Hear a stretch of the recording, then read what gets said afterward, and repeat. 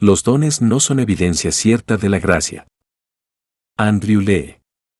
Los dones no son evidencia cierta de la gracia. Lucas 10, 20. No os regocijéis de que los espíritus se os sujeten, sino regocijaos de que vuestros nombres están escritos en los cielos. Abundantes noticias de la venida de Cristo precedieron a ese interesante acontecimiento. De él dieron testimonio todos los profetas. Su entrada aquí no fue desatendida, fue anunciada por un coro angelical, por una estrella milagrosa y por un grupo de magos orientales. El pesebre que lo contenía fue señalado particularmente a los pastores, y su persona fue designada por un dicho de Simón y Ana. Además, al iniciar su ministerio, se dio testimonio de él, tanto desde el cielo como desde la tierra, desde el cielo por el visible descenso del Espíritu Santo, que reposó sobre él, y por una voz que testificaba que él era el Hijo en Dios, en la tierra por Juan, y poco después por los 70, porque éstos fueron enviados para preparar su camino y presentarle su obra. Juan fue enviado antes, para preparar al Señor un pueblo bien dispuesto, arrepentíos, porque el reino de los cielos se ha acercado. Los 70, para anunciar que Jesús estaba comenzando su ministerio, el reino de Dios se ha acercado a vosotros. Juan no hizo milagros, pero los 70 dieron testimonio de la verdad de Cristo y de la suya propia mediante maravillas realizadas en su nombre. En las órdenes que se les dieron en su misión, encontramos que solo se les ordenó sanar a los enfermos, como evidencia de la llegada de Cristo y de que habían sido enviados por él, pero por el informe que se les dio a su regreso, parecía que habían sido capacitados para echar fuera demonios. Probablemente hicieron todas las obras poderosas que hicieron los 12 y su Señor. Así prepararon su camino. Hacer milagros en el nombre de Cristo despertaría en quienes lo presenciaran el deseo de ver a aquel de quien hablaban y cuyo poder demostraban, y fueron enviados de 2 en 2 delante de él a toda ciudad y lugar a donde él había de ir. Si solo hubieran proclamado su llegada, algunos podrían haber escuchado, pero pocos habrían creído su anuncio. Se habría exigido una evidencia mayor que su palabra, como sucedió después con Cristo. ¿Qué señal haces para que te creamos? Tampoco hubiera sido irrazonable la exigencia. Los mensajes especiales requieren evidencia especial, y siempre se da a los que son enviados por Dios. Todo engañador puede pretender una misión divina, pero se nos prohíbe creer a todo espíritu, y se nos manda probar a los espíritus. La iglesia de Éfeso es elogiada por haber obedecido este mandato. Has probado a los que se dicen ser apóstoles, y no lo son, y los has hallado mentirosos. Nuestro Salvador, hablando del rechazo de los judíos hacia él, agrava su culpa al considerar la plenitud de la evidencia que se les había dado de su verdad. Si yo no hubiera hecho entre ellos obras que ningún otro ha hecho, no tendrían pecado, pero ahora no tienen excusa para su pecado, han visto y aborrecido a mí y a mi Padre. Al regresar los 70, parece que se sintieron eufóricos por el ejercicio de los poderes milagrosos que se les habían delegado, y los 70 volvieron de nuevo con gozo, diciendo: Señor, aún los demonios se nos sujetan en tu nombre. Habían presenciado los milagros de Cristo, pero parece que hasta ese momento no habían obrado milagros ellos mismos, y cuando se sintieron capaces de hacer las obras poderosas que habían admirado en su Señor, se llenaron de gozo.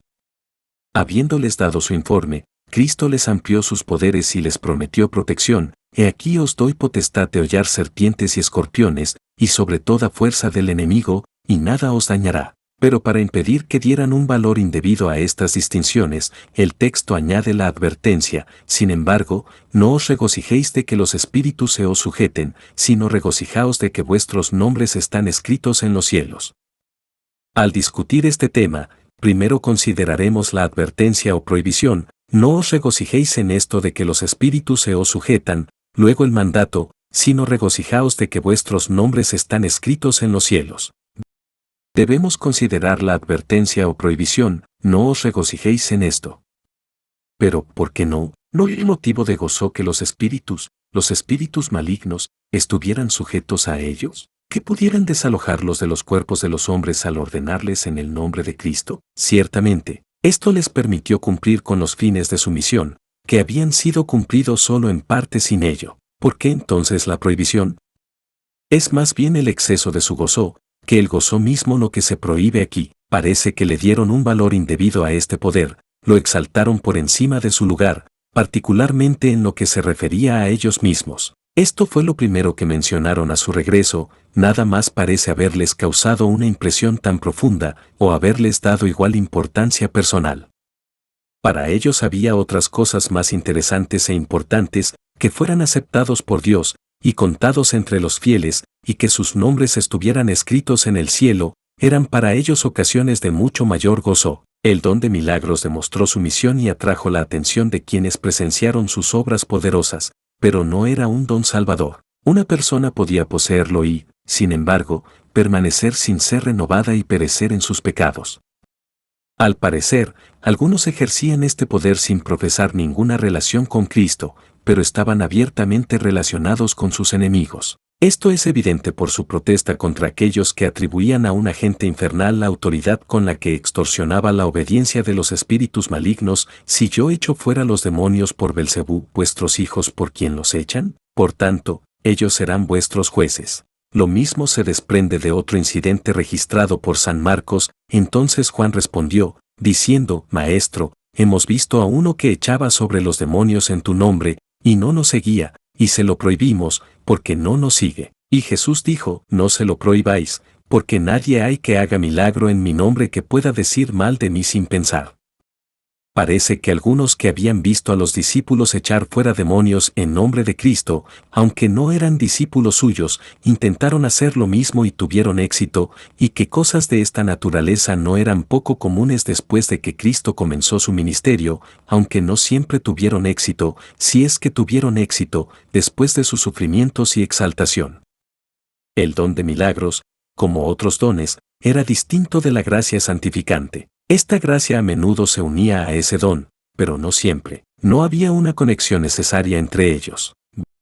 Bajo la dispensación anterior, el don de profecía ciertamente no indicaba una naturaleza renovada. A veces se daba sin él. Balaam tenía este don. El engañador que trajo de regreso al hombre de Dios que fue enviado desde Judá para reprender a Jeroboam, lo tenía. Por orden divina le dijo al judío lo que le sucedería, porque desobedeció la palabra del Señor y regresó a comer pan en ese lugar. Tampoco hay un rasgo de santidad visible en el profeta Jonás, aunque fue obligado a llevar los mensajes de Dios a Nínive y solía hacer otras comunicaciones especiales a los hombres.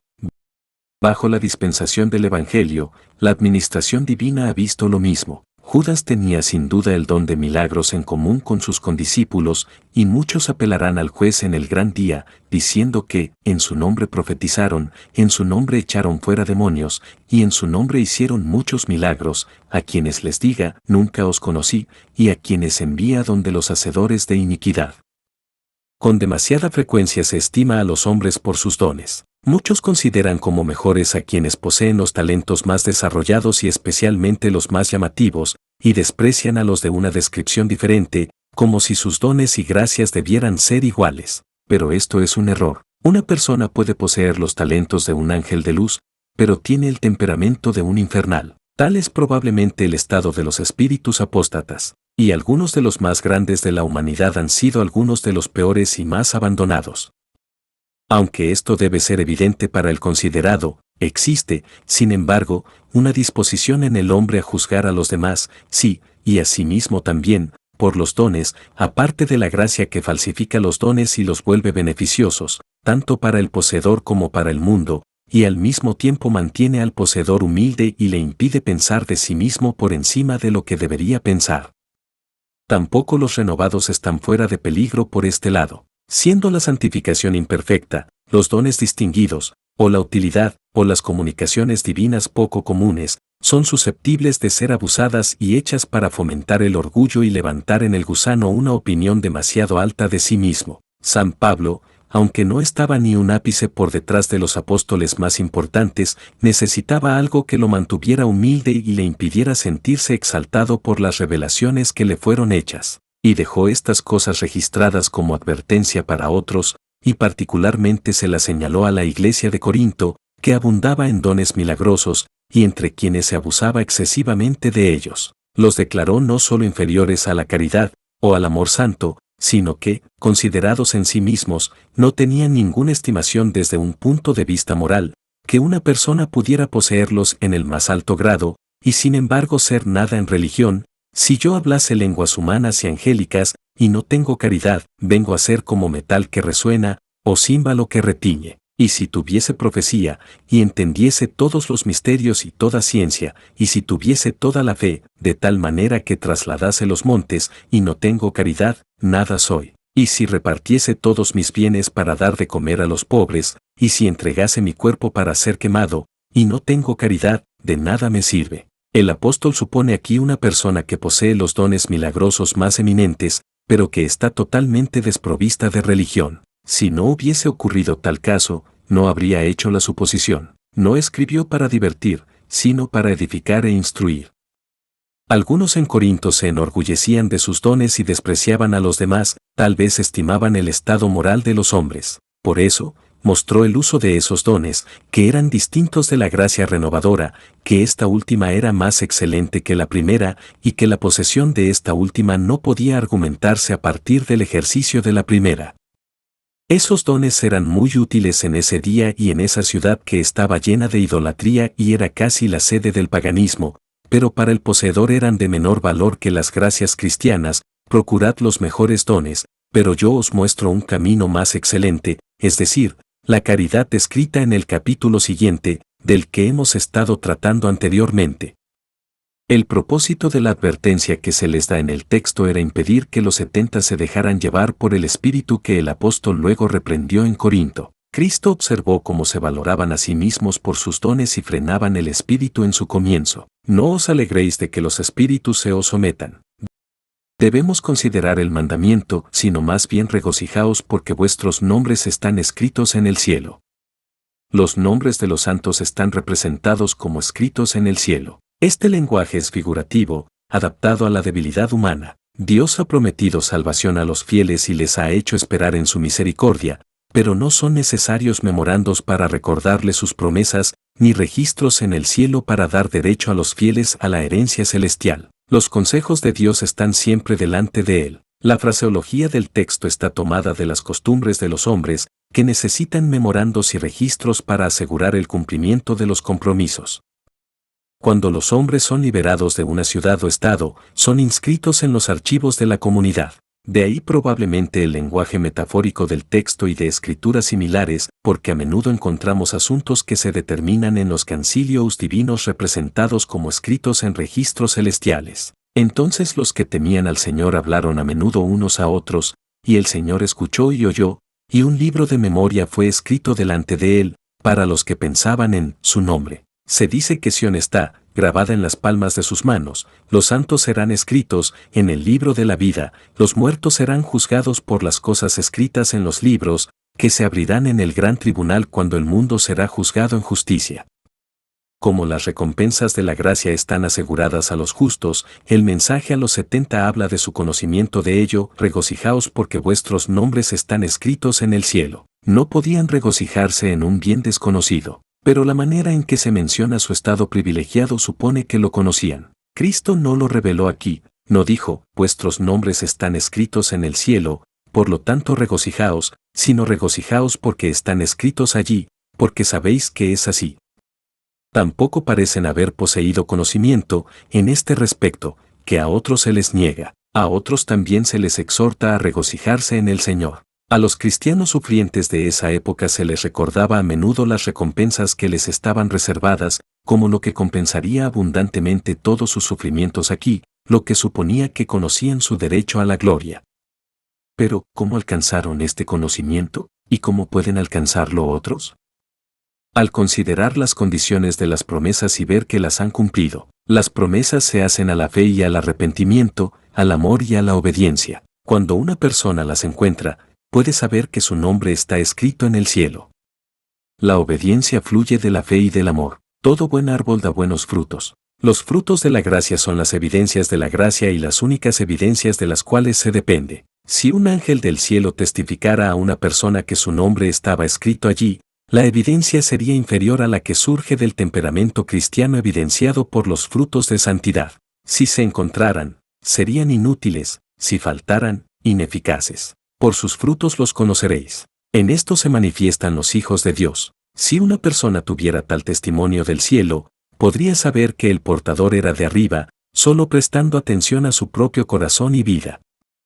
Satanás puede transformarse en un ángel de luz. Si Dios se lo permitiera, podría tener acceso a nuestras mentes y persuadirnos de que nuestros nombres están escritos en el cielo, mientras que seguimos siendo enemigos de Dios y bajo la sentencia condenatoria de su ley, si no tuviéramos una regla por la cual ponernos a prueba y juzgar nuestro estado. Pero esto no se nos niega. Sin embargo, algunos probablemente están engañados por la influencia infernal y llenos de vanas esperanzas. Confundiendo la sofistería de Satanás con la operación del Espíritu Divino, se jactan de la comunión con Dios y se llaman a sí mismos sus hijos, aunque no se encuentra en ellos ninguna porción del temperamento cristiano. Sin duda, algunos, que se han glorificado en comunicaciones divinas especiales, han sido engañados en relación con la naturaleza y la fuente de las operaciones que han experimentado. Las supuestas visiones y revelaciones, a menudo no son otra cosa que ilusiones de la fantasía, caprichos de la imaginación o efectos de la influencia diabólica.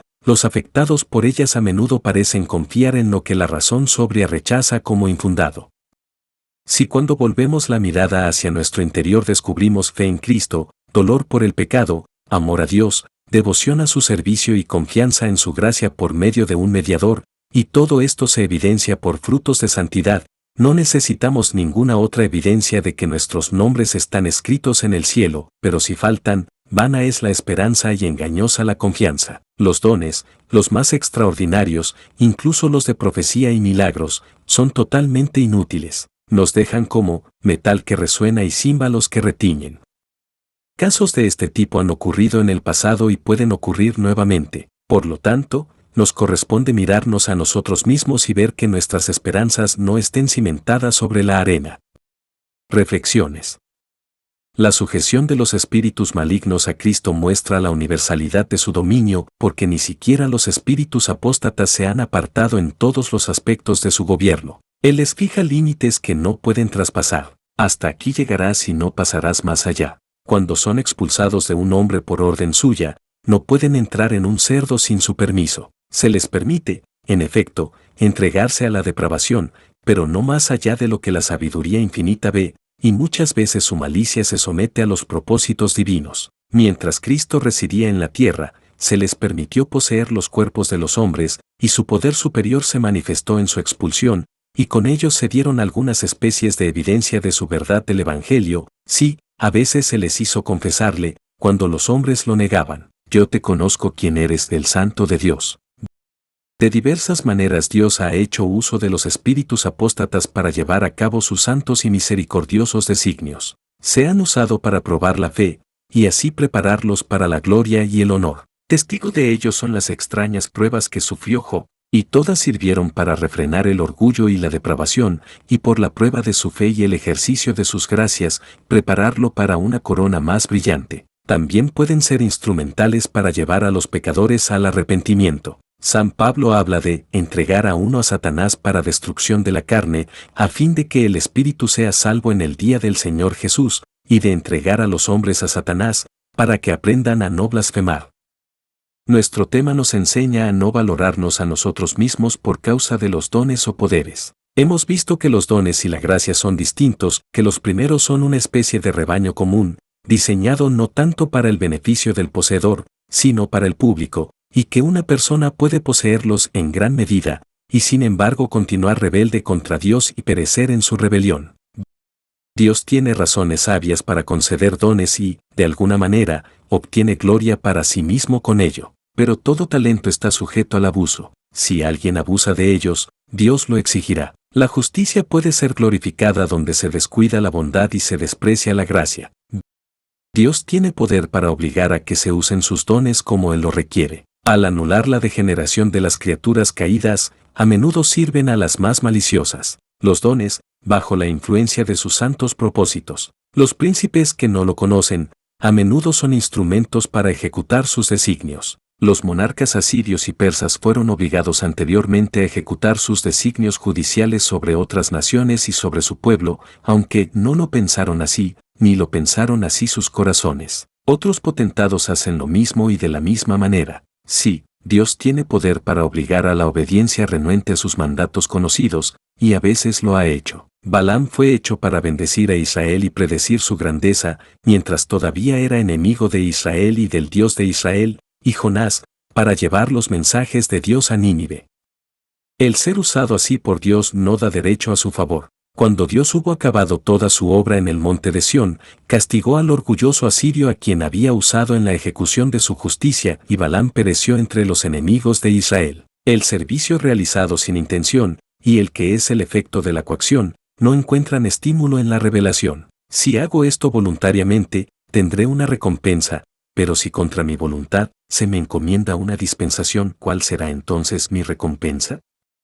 Aunque es lícito codiciar fervientemente los mejores dones, hay un camino más excelente, hay algo que es más valioso, especialmente para el poseedor, la gracia que santifica el corazón. Si tenemos esta gracia, cuantos más dones poseamos, mejor, todos están consagrados al servicio de Dios. Si solo tenemos dones, estos pueden ser beneficiosos para nosotros en el aspecto de la gracia, pero, en el de la depravación, son nefastos en sus efectos. Algunos se enorgullecen de los poderes que poseen y desprecian a los de capacidades inferiores, algunos confunden los dones con las gracias o con las evidencias seguras de ellas, pero está cerca el día en que se corregirán los errores y se mostrará todo en su debida luz. Entonces los humildes seguidores del Cordero, que pasan por la vida sin ser notados o desconocidos, serán encontrados inscritos en el cielo y serán reconocidos y honrados como los redimidos del Señor. Pero aquellos que descuidan la gracia ofrecida en Cristo, aunque posean los mayores poderes, puedan hablar en lenguas humanas y angélicas y tengan fe hasta el punto de remover montañas, serán negados por el juez eterno y enviados al castigo eterno. Por tanto, no os regocijéis, aunque los espíritus se os sometan, regocijaos más bien porque vuestros nombres están escritos en el cielo.